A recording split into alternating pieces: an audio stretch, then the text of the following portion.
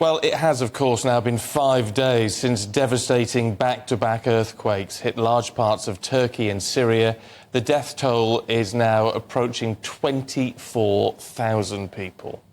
Millions are now left homeless as rescue efforts continue to reach survivors still trapped under the rubble. Well, let's head over to Istanbul, should we? We can talk to the journalist Reyhan Baysan, who joins us now. And Reyhan, what can you tell us? What is the latest this morning?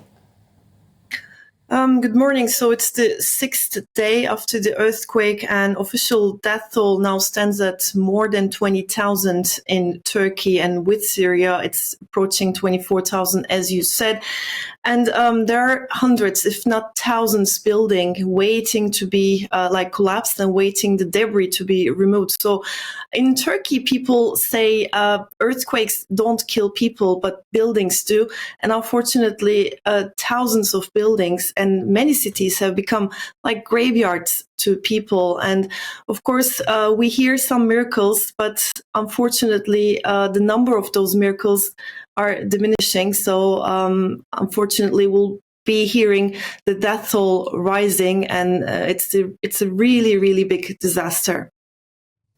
Yeah, now we've been hearing that the Syrian government have given permission finally for international aid to get into the rebel territory just yesterday. But this is a bit slow, isn't it? Like 5 days too late for so many.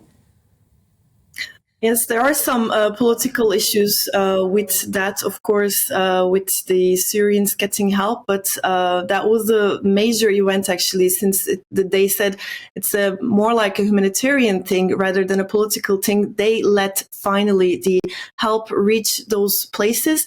But as you say, it's very slow, and people need like very basic things, because right now they don't have food, they don't have water. Even like a pair of socks would be luxury for them. So thankfully, international aid is very, there's a very good response by that, both with debris removal, trying to save people, and also we get a lot of monetary and these kind of basic needs are being sent both to Turkey and finally to Syria. How does this work for somewhere like Turkey as a nation? I mean, there's a huge physical job to be done. Looking forward, rebuilding, resettling is going to take a long time. There's a lot to do in the interim. And yet there must be a sense of shock and devastation actually across the nation, isn't there? It is. Like, we are devastated. We feel ashamed that we're sleeping in our warm beds while people are stuck there. So, I mean, someone shouldn't be feeling ashamed for just sleeping in their bed, right?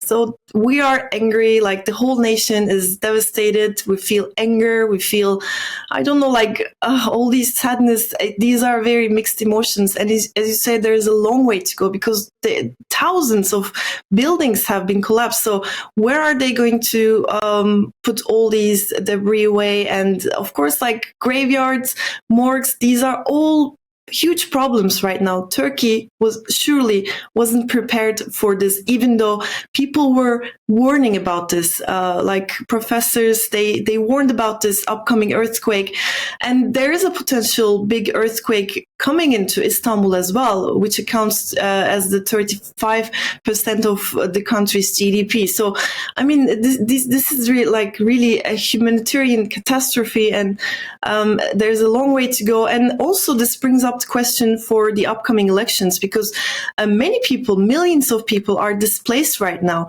So, will they be able to, for example, under which address will they be able to vote? So there is a big question mark in that too. We'll have to wait and see what will happen. There is a long way to go. But first of all, of course, human losses, it's unimaginable, and how people are suffering right now.